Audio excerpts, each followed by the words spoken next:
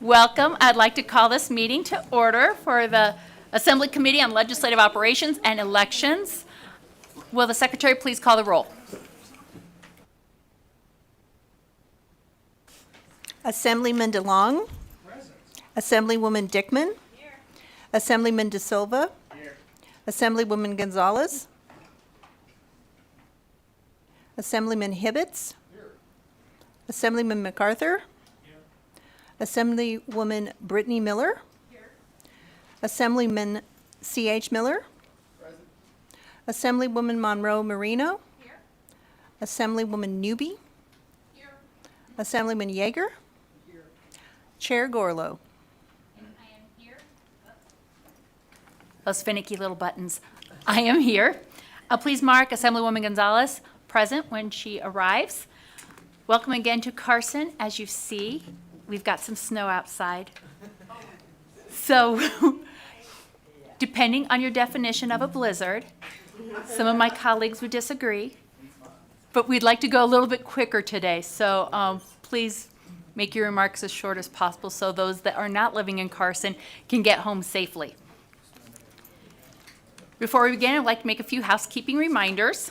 Please make sure all your electronic devices are silenced. If you wish to testify, please sign in at the table by the door and provide a business card to the committee secretary. When testifying, please turn on the microphone, and as we know, those buttons can be finicky, and slowly state and spell your name for the record. Please also state whether you represent a group or an organization, then turn off the microphone each time you're done speaking. There are hard copies of meeting materials available for members of the public. Electronic copies should have been submitted to our committee manager yesterday for members of the committee, and members of the public may also access electronic copies of the materials on the Nevada Legislature's website. We expect courtesy and respect in our interactions during the meeting, even if we may not agree with another person's position. Committee members will be using their laptops to view handouts and other documents, so please do not view that as a sign of disrespect or inattention. Public comment will be taken at the end of the meeting. Each person will be limited to 2 minutes. In addition, the public may submit written testimony to the committee up to 24 hours after the meeting. With that, let us start. We will begin with Assembly Bill 64. This bill makes changes to civil penalties for certain violations relating to campaign finance reports. Please come forward and go ahead and start when you are ready. Thank you. Good afternoon, Chair Gorlow and members of the committee. I'm Cisco Aguilar, Secretary of State. I'm joined today by my Deputy Director of Elections, Mark Volashin, to present Assembly Bill 64. This bill proposes to amend the fee schedule specifically relating to certain contribution and expense reports contained within NRS 294A. At its core, the bill is intended to provide relief to candidates for local office who wanted to serve their community, wanted to see their name on the ballot, but may not have realized they could become liable for thousands of dollars in fines. I know we all recognize the importance of transparency and understand how critical these campaign finance reports are to the public and press. This bill does not suggest that these reports are not important, but rather recognizes that many individuals who want to get involved at the local level may view one or more potential $10,000 fines as a deterrent. It is a chilling effect. I'll now turn the presentation over to Deputy Volashin to discuss the details and reasons for this bill. Thank you. Good afternoon, Chair Gorlow and members of the committee. Mark Volashin, Deputy Secretary of State for Elections for the record. As you remember, candidates for office are required to file financial reports. These required reports include contribution and expense reports that must be filed during an election year on a quarterly basis, typically on April 15th, July 15th, October 15th, and then January 15th of the year immediately following the election. When a candidate fails to file a contribution and expense report on time, the fee schedule pursuant to NRS 294A.420 subsection 3 requires a fee that accumulates each day. At first, it is a $25 fine for each of the first 7 days. Then it becomes a $50 fine each day from the 8th to the 15th days. Then it becomes a $100 daily fine starting on the 16th day until the maximum fee is met on the 110th day, and that candidate owes $10,000. Each of the 4 contribution and expense reports is considered independently, and if a candidate fails to file all 4 contribution and expense reports, we are statutorily required to levy a total of $40,000 in fines. Existing law allows that a civil penalty imposed against a public officer who by law is not entitled to receive compensation for his or her office, or a candidate for such an office, must not exceed a total of $100, but only if the public officer or candidate received no contributions and made no expenditures during the relevant reporting periods. In other words, if the public officer is a volunteer or the candidate is running for a public office that is a volunteer position, and they do not receive or expend any funds during that period, then their max fee for each late report cannot exceed $100. Those reports, which reflect $0 contributed and $0 expended, are referred to as $0 reports. These are most commonly filed by public officers and candidates in county or city races that are running a grassroots or word-of-mouth campaign without expending or receiving any funds. This bill proposes to expand the universe of public officers and candidates who would be eligible for a max fine of $100 from just volunteer positions who submit $0 reports to include anyone who files a $0 report. This would ensure that a fine is levied reflecting the importance of the reports and the importance of transparency, but without deterring individuals from entering public service. Using the 2022 election cycle as an example, there were 1,231 candidates who filed for office. Those candidates each had to file 4 contribution and expense reports, totaling a little under 5,000 total reports. Just under 10% of the reports were filed late, a total of 432. Of those, 70%, or 303, were filed by candidates who filed a $0 report. They have an average assessed fee of $1,845. 7 candidates received $10,000 fines, having raised no money and spent no money. One of them received 2 $10,000 fines. Again, this would not apply to anyone who received any contribution or made any expenditure during that reporting period. For context, I could not find a single member of our state legislature or any constitutional officer who has filed a $0 report late. Finally, this is but one of our efforts to enhance the campaign finance process. We have already instituted an automated email reminder, which led to a significant increase in compliance, and we have additional plans in the works to further enhance transparency. If the system works better for you, it might make things easier on us. Thank you for your time and consideration. We remain available for questions.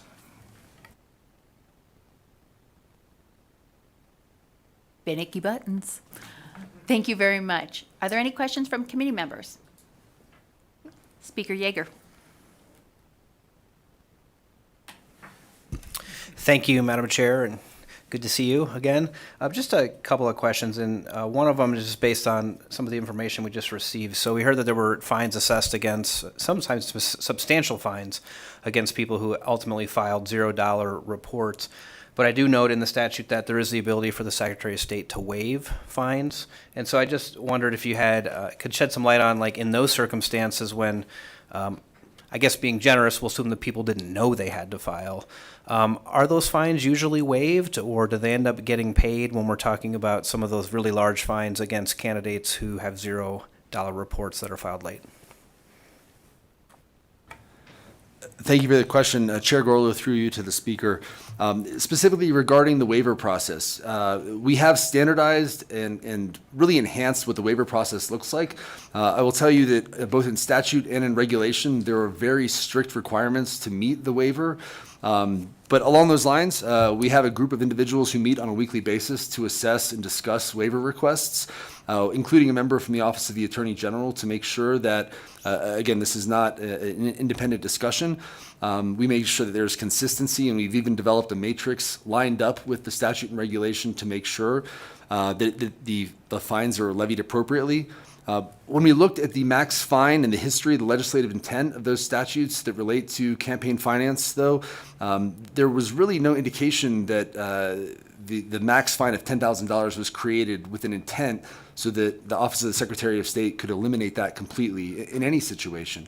And therefore, again, that ultimately results in the reason for this bill. But I will say the waiver process is used, and we take that very seriously, and specifically so that we don't deter folks as best we can from running for office, while at the same time not negating the effect of the statutes. Thank you for the second question. And so, I think ultimately what we want here is we want the person to file, right? So that's the transparency. So I guess my question is, I understand the philosophy behind the bill, and I think it essentially sets up, a system that makes sense. But what do we do in the situation where someone just like is not filing?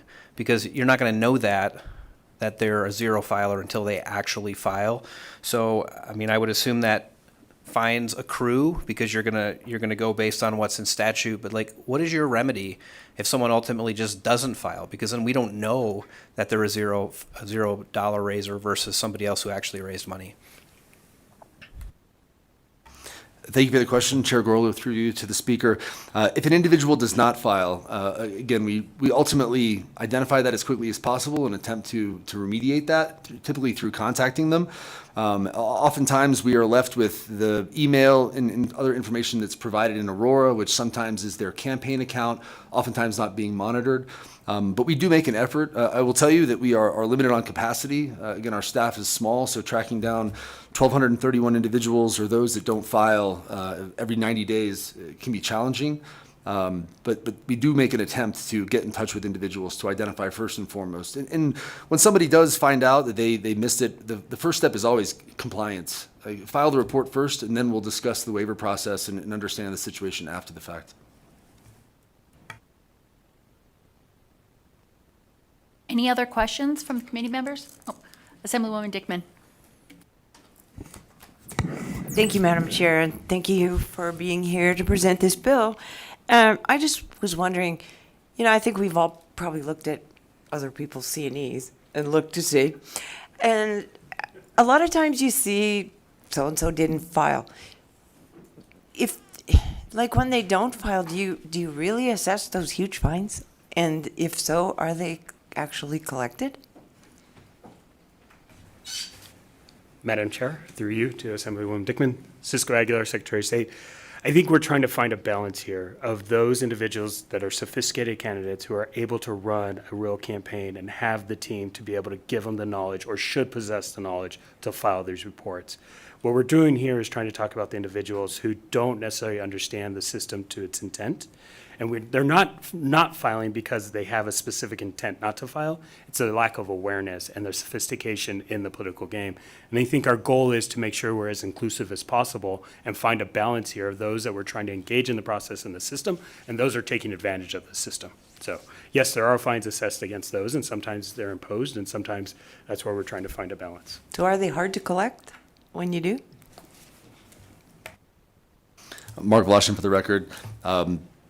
They can be. I will tell you that we do set up payment schedules as well, which have gone as low as $20 a month. Again, recognizing the individual's unique situations across the state. But yes, ma'am. Thank you so much, and thank you, Chair. Assemblywoman Monroe Moreno.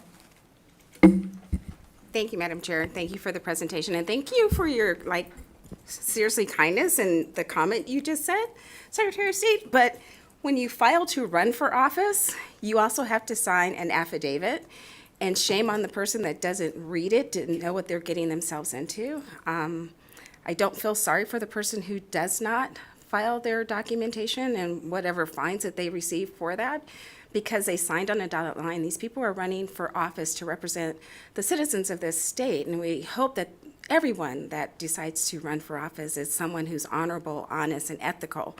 So I don't mind the fines getting assessed to them. I feel it should be fair, but I do appreciate your comment that maybe there's a lack of knowledge, but I think people should read what they're signing before they sign it. Just a comment, not a question.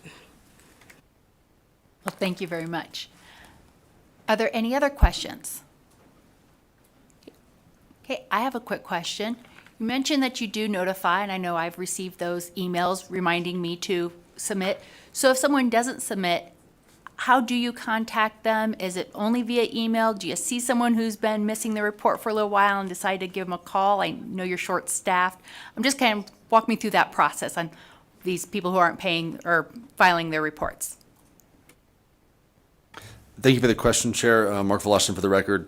The way we notify individuals, it does vary based on the information to put into Aurora. If they leave only an address, then oftentimes that's only the way we can reach out to them. Most have an email address, though, and our phone number, and so we'll follow up. The goal when it comes to compliance is to be uniform so that we're not only getting folks whose last name starts with an A at the top of the alphabet and not getting to the W's at the bottom. But typically it's through email. There are additional notifications that go out that warn them of non-compliance as well. And frankly, those are usually how we get in touch with individuals. When they get those notices, they will reach out to the office, ask. Again, first step is to get them into compliance. Once the report has been filed, there's usually a level of alarm, frankly, at some of the fees, depending on where the individual is at or what their role is in the state. And then we'll explain and really point them towards the statutes and regulations that allow for waivers so that they can read that, assess it. And then if they qualify or feel that they qualify, then we explain that you can provide that to us in writing, and that will put it through the process. Thank you very much. Last call for questions? Seeing none, thank you very much. We'll now hear testimony in support of AB 64.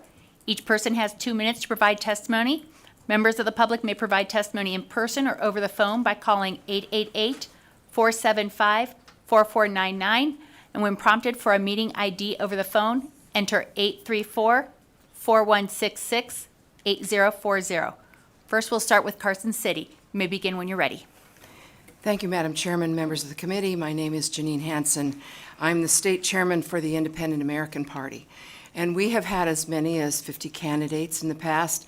Many of our candidates, especially those running for local office, have never run before, are unfamiliar with the process, and we have to hold their hand through many of the things that they do. We ourselves have taken it upon ourselves to remind people by text or calling them on the phone that their reports are due. Many of them, especially on local office, do not have big campaigns. They don't spend anything. They don't receive any donations. And so we feel that this particular change in the law would be very helpful for people who are just starting out and trying to get involved, whatever their party might be, in the process. And I do believe they need to read everything, but we know that just the nature of human beings, they don't always understand or get it all read or remember all the deadlines. And so I think it's really important that we have some compassion and understanding, and also less work, I think, for the Secretary of State's office to be imposing these fines on people. And what do we gain by fining people that haven't spent any money or haven't received any money, thousands of dollars? What we are assured of doing is that they'll never participate again. That's what will happen. And I have seen that happen in the past with different secretaries of state. So we support this. We think it's very reasonable and compassionate. And so the Independent American Party goes on the record supporting this. Thank you. Thank you very much. Is there anyone else who would like to come to the table in support? Seeing none, looking at Las Vegas, I don't see anyone in the room, so seeing none. BPS, is there anyone on the telephone? To testify in support of AB 64, please press star 9 now to take your place in the queue. Again, press star 9.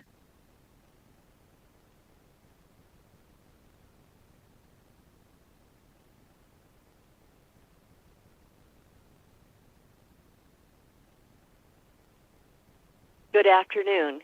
This is Lynn Chapman, and I'm the State Vice President of Nevada Families for Freedom, and we are in support of AB 64. And we have encouraged people to run for office in the past, and many times that involves people running for office that have never done it before, and they really don't know the process. It's a scary situation, etc. So I think we should be encouraging people and helping them out as candidates and not discourage them from running. And I think with large fines and all of that, for missing a report when they've raised no money or spent no money is the wrong way to go about it. So we are in support of this, and let's please help our candidates and keep people running for office. Thank you very much. Thank you. BPS, are there any other callers? Chair, we have no additional callers for support at this time. Thank you very much. Next, we'll hear testimony in opposition of AB 64. Is there anyone in Carson City who would like to come to the table? Seeing none, going to Las Vegas. Still no one in the room, so seeing none. BPS, is there anyone on the telephone who would like to speak on opposition of AB 64? Chair, the public line is open and working, but we have no callers in opposition for AB 64 at this time. Thank you very much. Last, we'll hear anyone who would like to testify in neutral of AB 64. Is there anyone in Carson City? Seeing none. Looking at Las Vegas again. Seeing none. And BPS, is there anyone on the telephone? Chair, the public line is open and working, but we have no callers for neutral at this time. Thank you very much. Did they leave? Where'd they go? Oh, sorry. Secretary of State, I'm sorry your head was down. I didn't see. Would you like to come up and make final comments?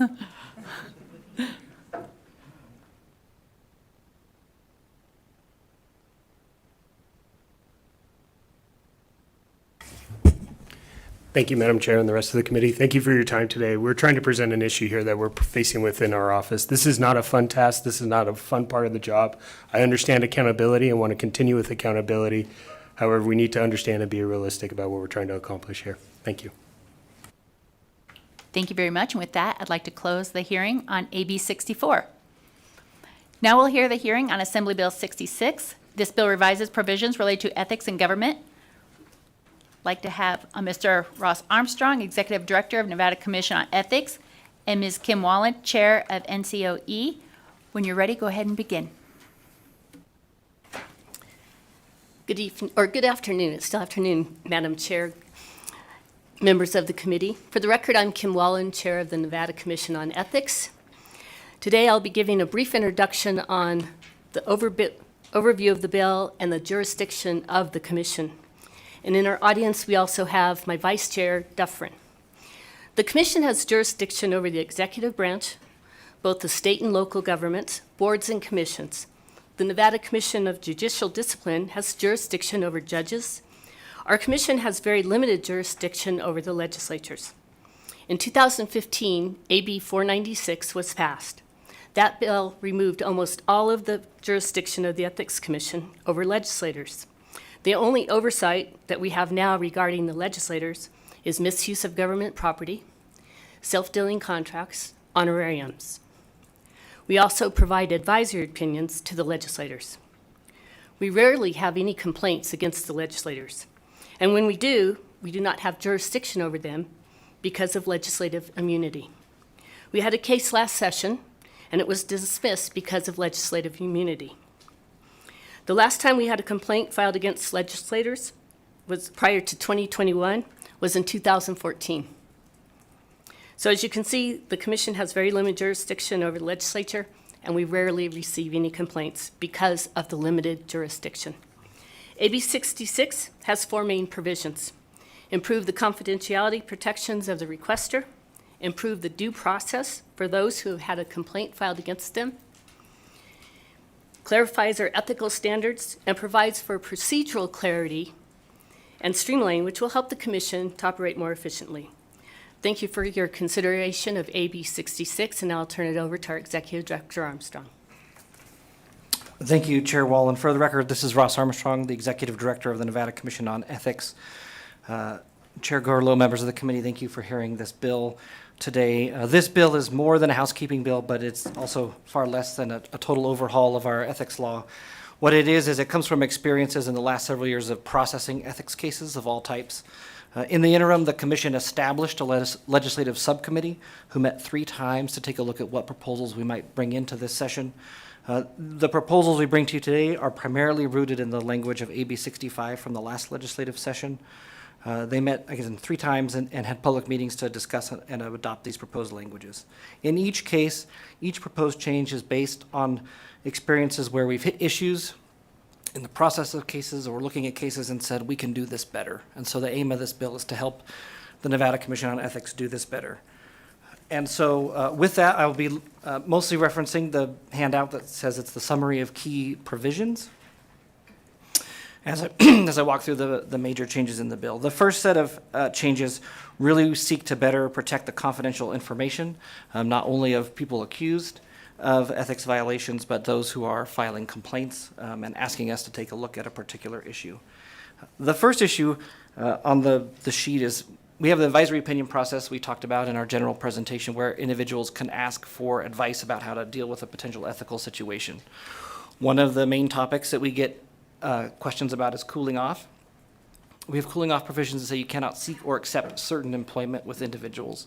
And so there's this line where you might be engaging with a potential employer where you drift into, does that act of reaching out constitute seeking a position and then make you having violated the ethics law? And so in this law, in AB 66, we have a protection for those advisory opinion requesters that say you can ask certain information of a potential employer to help the commission thoroughly research and provide you the best ethical advice in that advisory opinion. So that's in subsection 28. In section 28, subsection 6. The next change really, the current law asks somebody who's accused of ethics violation to respond to the complaint. And what we have is the complaints are submitted by generally, lay people. They're not working in the ethics law all the time. And so there's a lot of information in complaints that is not relevant to the actual ethics issue. And sometimes that complaint is missing information. And so Section 36 and 39 establish a notice of investigation process where we're asking the person who who's the subject of a complaint to respond to our notice of investigation and notice of charges. So there's more clarity.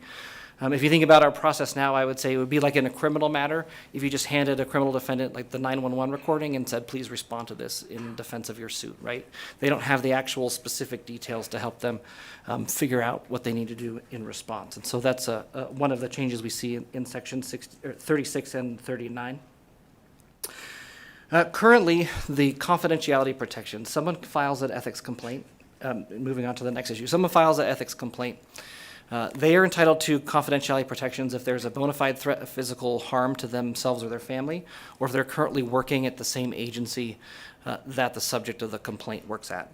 What we seek to do in Section 40 is to expand that a little bit to allow someone who is recently departed an agency to also receive confidentiality protections if they file a complaint against someone at the agency they just left. So maybe they weren't comfortable. They thought, maybe they wouldn't get confidentiality protections while they're working at the same agency. And now that they've left that agency, they may be less fearful of retaliation. They're comfortable filing the complaint now, but currently we can't grant them confidentiality in those situations.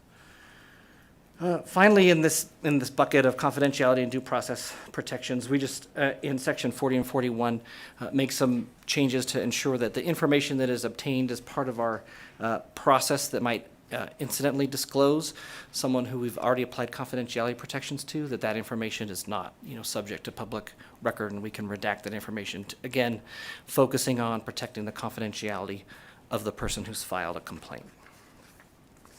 The second set of changes make changes to the actual substantive ethics rules and the standards that we have in the state of Nevada. It closes some loopholes and balances against not over-capturing staff in some of those cooling off provisions. And so the first issue that comes up is we have clerical or other non-management staff. Let me back up a second. For cooling off, there are two things the cooling off law does. It prohibits who you can work for, and no matter who you work for, it prohibits what type of activities you can do. State executive branch agencies, if you are a regulating agency, you cannot go work for the industry that you regulated during the cooling off period. Currently, that applies to almost all individuals in that regulating industry. In Section 28, what we seek to do is narrow it so that that provision only applies to management level staff who have a more robust role in that regulatory process. And so it narrows that cooling off provision a bit. So we don't capture the receptionist who's processing applications or licenses as they come in. The second cooling off provision relates to vendors of an agency, right? If a vendor has a contract of more than $25,000 within the last year, you cannot go work for that vendor. That applies to all, that applies to everybody under the ethics law, state and local governments, not just state executive branch governments. And what we know is that contract processes have changed over time, and current laws just says if it's been awarded within the last year, that's what triggers the cooling off provision. And the changes in this particular provision would expand that to include individuals who had process over the management of that contract, the renewal of that contract. So it's not just that moment of awarding that single contract, but if you've had involvement in that contract within the last year, it can trigger that cooling off requirement, which more accurately reflects how we manage contracts these days. It's not just about that single award. It's still, today it requires that you have a substantial involvement in that contract. It still says you have to have a material ability to be managing that contract. So we're not over capturing folks in that particular section. So that's section 28, subsection 5. The next issue in the clarification is that we have a provision that says you cannot use government time, property, or equipment for your personal benefit or the interest that you have a private commitment in. And we have a limited use exception because you don't lose your humanity just because you're in public service. That limited use exception, one of the requirements is that there be a policy in place allowing you that use of the time, property, equipment. We've run into issues in cases where someone says, well, it's like we don't really have written policies. We just kind of, make up policies on the fly. And so this provision in subsection 25, or section 25, subsection 7 says, no, that policy has to be in writing at the time of the alleged misconduct in order for you to use the advantages of the limited use exception. The next issue is that we have requirements that you disclose conflicts of interest and in certain cases abstain from taking government action when you have a conflict of interest. Sometimes we have public officers at all levels of government that have a conflict of interest that is confidential in nature. So if you think about attorney-client privilege, currently under the law, there's no exception to the disclosure requirement if that relationship is confidential. And so section 27 says if you have a relationship that is confidential by law or by contract, that a public officer doesn't have to disclose that, does not have to disclose that private confidential relationship so long as they also do not act on that matter, right? So, for example, I think we had one person make an inquiry. They had recently been hired as the defense attorney for someone who was coming before their board, and it would be detrimental for them to have to disclose to the person whose spouse did not know they were about to be, about to receive, a divorce filing, that they were represented in that way. So this would allow, let's say, that attorney, say they were a county commissioner or a city council person, to say, I have a confidential relationship on this, on this matter, and I'm not going to participate, and they would still be in compliance with the ethics law. And then finally, in the enhancement and clarification of the ethical standards, we have an ethical standard about you cannot receive unwarranted benefits. You cannot use your public position to receive unwarranted benefits. But there is nothing in our ethical standard that says you can't create someone else unwarranted harm using your public position. It's all currently about benefits. And some of the cases that we see that we've said we can't do anything about, but is not good government and not ethical government, relates to individuals who are causing unwarranted harm to others. So maybe they're in charge of a licensing department, and with no legal basis, they're denying a license to someone, right? Maybe they're in charge of an investigatory agency, and they have an ex, and they want to just go investigate that person and use their public power to cause unwarranted harm. We currently can do nothing. Section 25 allows us to establish the unwarranted harm standard, to take a look at those cases and determine what should happen under the ethics law. We then have a handful of what we've called procedural clarity and streamlining. This is the closest to housekeeping type of provisions in the law that allow us to effectively pursue litigation or defend litigation when it comes forward. I think one of the most helpful ones is to get statutory authority to allow a review panel commissioner to serve as a settlement conference chair. Currently under the law, once a review panel is completed, like their duty, they're conflicted off of the main commission hearing. But we've been able to do is say, okay, if we can take a review panel commissioner and allow them to do a settlement conference, we can more efficiently process cases. Because as we see in all sorts of legal realms, having a settlement conference before you gear up for a full-blown hearing can get the parties together where maybe they couldn't on their own. So it would allow this legislative authorization of that. And then the other, I think, important one there is that we have a statute of limitations for complaints of 2 years. We don't currently have what would be like a limit on the time frame for someone to ask for an advisory opinion. So it applies that 2-year time period to advisory opinions too. So if you think you might have violated the ethics law in like 1987, it doesn't make much sense to come ask us now. But we can't say no now. So we would still process that complaint. And there's other language that is just kind of conforming language throughout. And that is really the bulk of our presentation, right? We have a handful of things that focus on confidentiality and then enhancing the process for not only the people who file complaints and protecting their confidentiality, but the due process rights of those who have been accused of an ethics violation. And under the current process, it can be pretty murky for them on how to move forward. So those are the basics. I went pretty quick. I know we've got the blizzard outside, and so I'm happy to answer any questions you may have about our AB 66. Again, thank you for taking the time to hear this bill. We're excited about it, and again, happy to answer any questions. Thank you very much for the presentation. Committee members, any questions? Speaker Yeager. Thank you, Madam Chair. Thank you for the presentation. And I was not on this committee last session, and this obviously it's a very involved bill. I think maybe the longest digest I've ever seen on one of our bills. And so you might have covered some of this, and I apologize if you did, but I'm just trying to get a sense of, obviously we had a bill very similar to this bill last session in front of this committee. It was amended, and it was then vetoed. So could you give me a sense of how is this version of the bill that's in front of us different from the original version of the bill that was in front of us last session? I think I heard you say there was some work done on the interim, and so if you could maybe just highlight those for me again, and I'm, again, sorry if I missed it in the presentation. No, thank you, and through you, Madam Chair, to the speaker. That's a great question. So in the hearing last year, there were some concerns from the committee, primarily that unlimited extensions were allowed in the bill, and that there was a requirement that the executive director be an attorney. We've removed that provision that the executive director have to be an attorney. And in terms of the extensions, what you'll see, let me make sure I get the right section number for you. It's in section 8.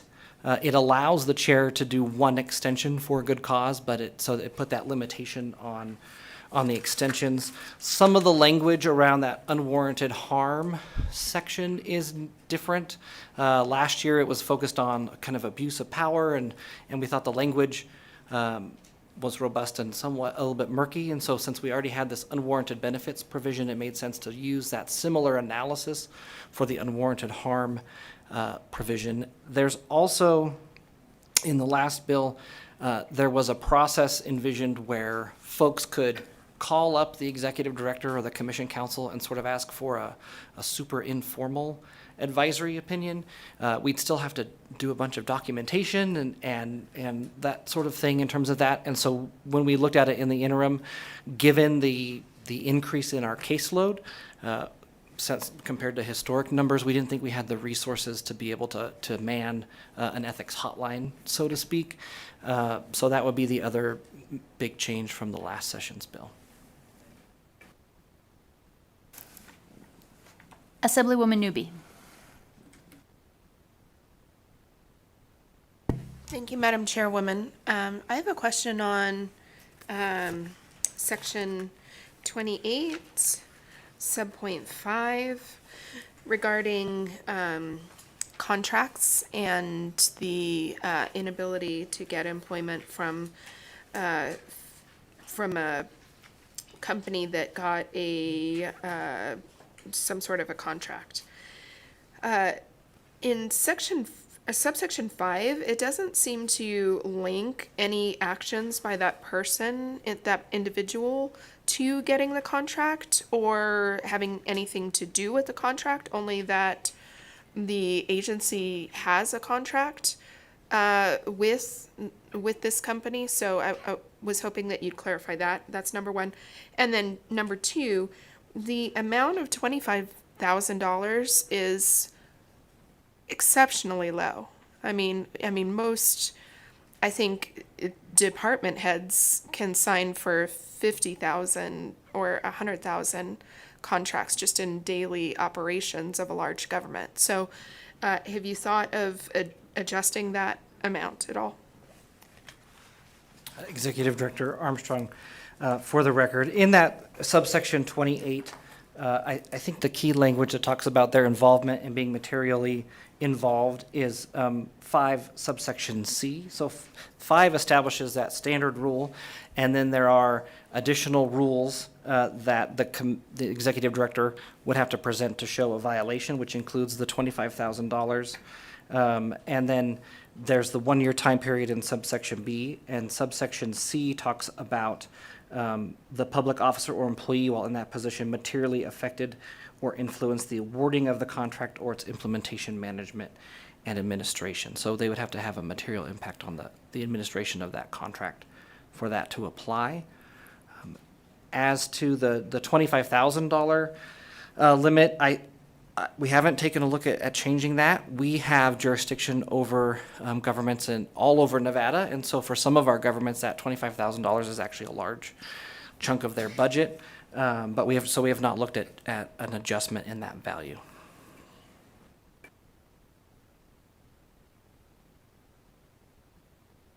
Thank you very much. Any other questions, committee? Seeing none, thank you very much. We will now hear testimony in support of AB 66. Again, each person has 2 minutes to provide testimony. Members of the public may provide testimony in person or over the phone. That phone number again is 888-475-4499. And the meeting ID is 834-4166-8040. We'll start in Carson City, and you may begin when ready.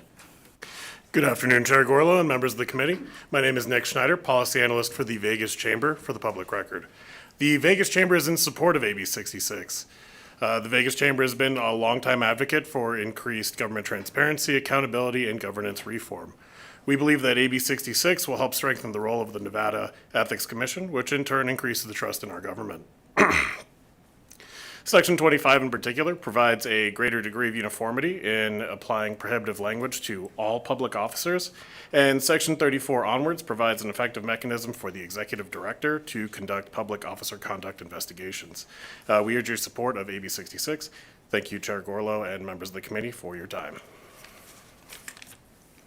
Thank you for your testimony. Would anyone else like to come up to the table in support of AB 66? Seeing none, we will go to Las Vegas. Still see no one there. BPS, is there anyone on the telephone who would like to testify in support? Chair, the public line is open and working, but we have no callers for support at this time.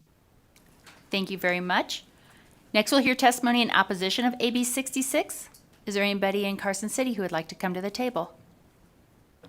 Seeing none. Going to Las Vegas. Seeing none. And BPS, is there anyone on the telephone? Chair, the public line is open and working, but we have no callers for opposition at this time. Okay, thank you very much. So next we have anyone wishing to testify in neutral. Anyone in Carson City? Okay, seeing none. Las Vegas? Still no one. And BPS, is there anyone on the telephone? The public line is open and working, but we have no callers for neutral at this time. Great, thank you very much. If Executive Director Armstrong and Chair Wallen would like to come up for final remarks. Thank you, Madam Chair. I will just say that ethical government is essential for good government, and good government has the potential to do great things for the people of the state of Nevada, and we believe these changes will help us enhance ethical government across the state, and we thank you for your time. Madam Chair, I just want to echo those same comments. I think that Nevada does a very good job with their ethics laws, and this bill will only improve it and make it better. So thank you so much. Thank you both for being here today. So with that, I will close the hearing on AB 66. Next, we will introduce a committee BDR. It's BDR R 897. This measure is sponsored by the Sunset Subcommittee of the Legislative Commission, and it directs the Joint Interim Standing Committee on Growth and Infrastructure to conduct a study of the laws administered by the Nevada Transportation Authority and the Taxicab Authority. Please recall that a vote in favor of introducing a BDR does not imply a commitment to support the measure later. All this action does is allow the BDR to become a bill and enter the legislative hearing process. Again, it does not imply commitment to support final passage. I will entertain a motion to introduce BDR R 897. So moved. Yeah. I have a motion from Assemblywoman Miller and a second from, I believe, Assemblywoman Gonzalez.